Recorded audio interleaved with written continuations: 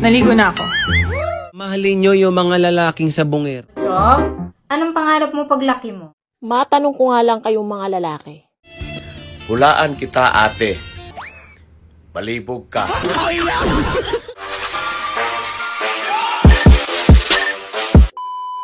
Butchok, anong pangarap mo paglaki mo? Pangarap ko po, kumita ng $50,000 tulad ng tatay ko. Wow! $50,000 ang sweldo ng tatay mo? Hindi po. Yun din po pangarap niya. Mga girls, ha, mahalin nyo yung mga lalaking sabongero. Ingay nga sa sabungan na titiis. Lalong-lalo na yung putak ni Mrs.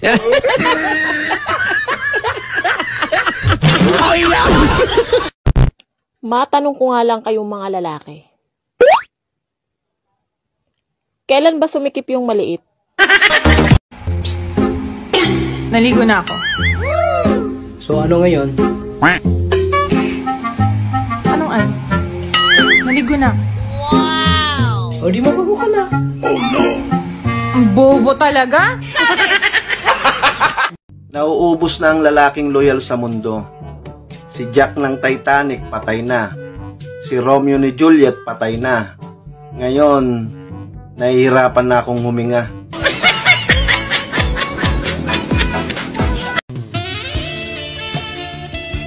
Hulaan kita, ate.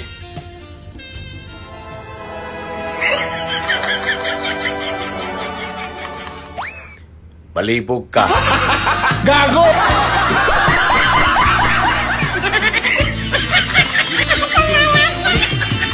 Han, kumusta yung check-up natin sa doktor nung isang araw? May result na ba? Ang alin doon, Han? Kasi nga, gusto kong mabuntis ka na. Kaya nagpa-check up tayong dalawa sa doktor. Oo nga pala, Han. Kakukuha ko lang ng result kanina. At ang sabi ng doktor, dalawa yung result. Sa'yo at saka sa akin. Hindi ko pa nabasahan eh. Sigurado ka, Han? Buksan mo na. Excited na akong makita, Han, kung ano yung result. Sandali lang, Han, Nandito eh.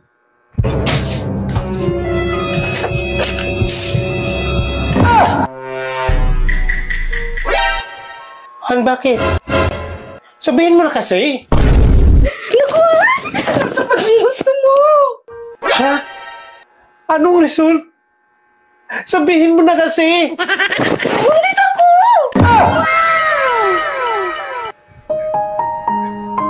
Salamat, natupad na talaga yung pangarap ko. Ano yung result?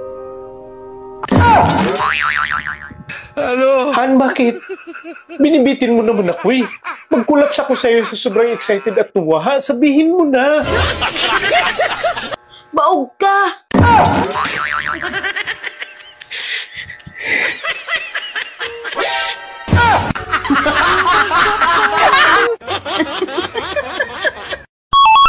Mare, bakit ganyan pa rin ang balat mo? Di ba binilan ka na ni pare ng lotion milk? Wow! Ewan ko nga ba, pare? Umiinom naman ako araw-araw.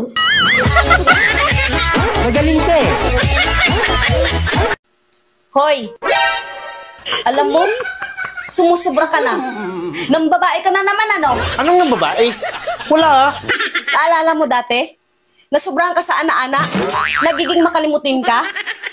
Pero nung itinigil mo, nawala. Tapos ngayon, bumalik na naman? Kaya hindi ka makapagsinungaling sa akin. Hindi ako nagsisinungaling sa'yo. Wala akong babae, okay? Sige nga. Kung wala kang babae, ano ang pangalan ko? Cherry White. Kita mo?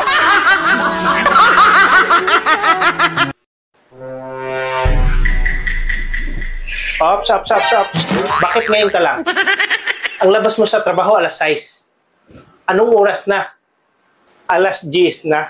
Late ka ng 4 na oras. Sabihin natin yung biyahe mo 1 oras. So mayroon ka pang 3 oras na late. Anong ginawa mo sa 3 oras na yan? Ha? Nag-overtime lang kasi kami sa trabaho. Overtime? Sinong niloko mo? Tumawag ako sa trabaho mo at hindi ka nag-overtime. At saka bakit ka may baon-baon na sexy na damit? Akala mo hindi ko alam? Sinusuot ko lang naman yun pag nag-practice kami. Practice ba ka mo? Bakit nakita ka ng friend ko? Sexy ang suot mo at pumasok kayo sa hotel. Saan ang practice doon? Kasama kasi sa practice yun. Kasama sa practice?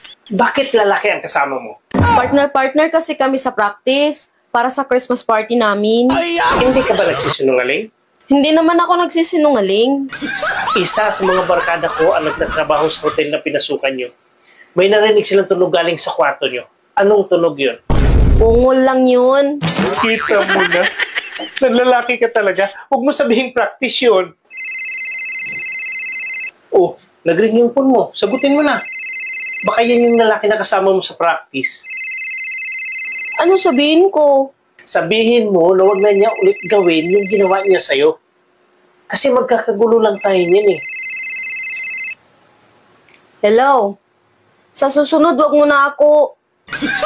Ano inantay mo? Sabihin mo na. Huwag mo na daw akong pakialaman ha sa susunod. Hindi. Sabihin mo sa kanya kung anong ginawa niya sa'yo, banggitin mo para hindi na niya uulitin. Sa sunod, wag mo na daw ako dilaan ha.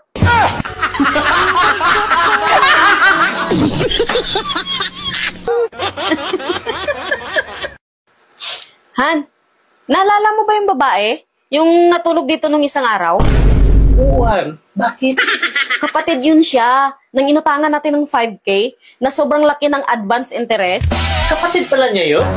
Oo. At nagsumbong nga siya sa akin. At bakit mo daw siya pinakialaman nung natulog siya dito? Hindi ko naman kasi alam yun, Han. Tsaka bakit mo pinapatulog sa kwarto natin? Tsaka inok mo pa yung ilaw. Akala ko ikaw yun eh. Malaki yung friend ko eh. Malit lang ako. Paghipo mo pa lang, alam mo na kung ako o hindi. Parang napansin ko ngayon na parang malaki yung umbok eh. Paano kasi ang dilim? Akala ko kasi busog ka lang. Hindi ka man lang nagtaka kung ako ba yun o hindi? Sa totoo lang, Han, saka ko na napansin na hindi talaga ikaw yung kalagitnaan na. Oh, napansin mo pala. Bakit pinatuloy mo pa rin? Bakit hindi ka huminto? Sumagot ka. Bakit tinuloy-tuloy mo pa rin? At bakit hindi ka huminto? Huminto naman ako eh. Huminto ka pala. Bakit nagtuloy-tuloy? Madulas na kasi masyado yung preno.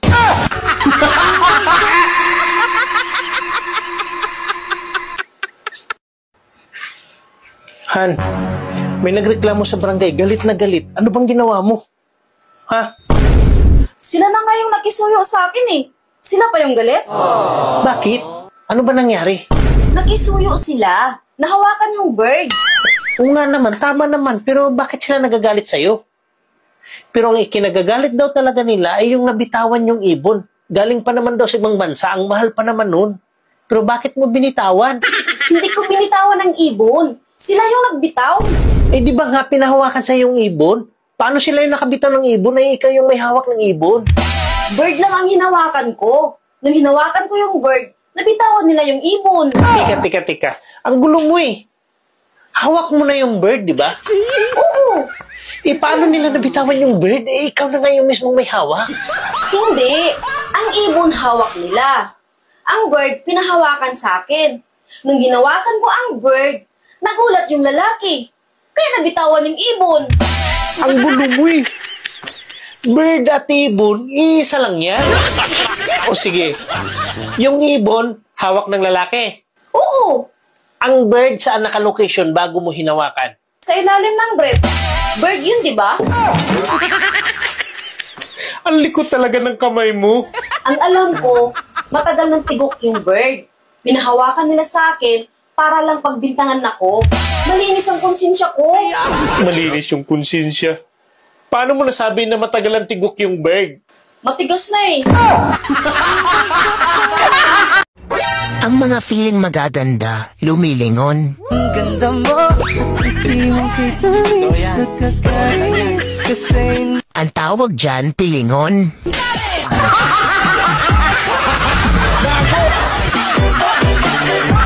Kung sino pa walang kachat, siya pa yung masipag mag-online. Tulad nitong nanonood, pangiti-ngiti pa.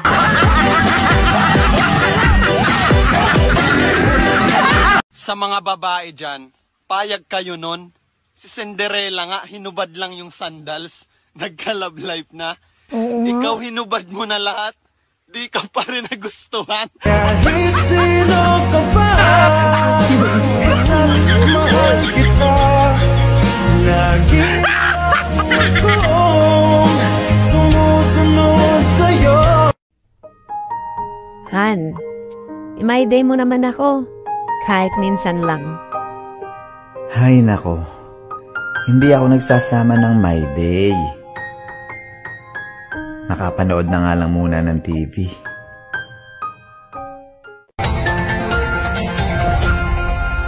Dahil hindi isinama sa My Day, lalaki umano'y sinaksak ng kanyang girlfriend, patay. Hindi Han, akalain ng isang lalaki na dahil picture naman tayong dalawa. Ang My Day lang. Ano? I love you.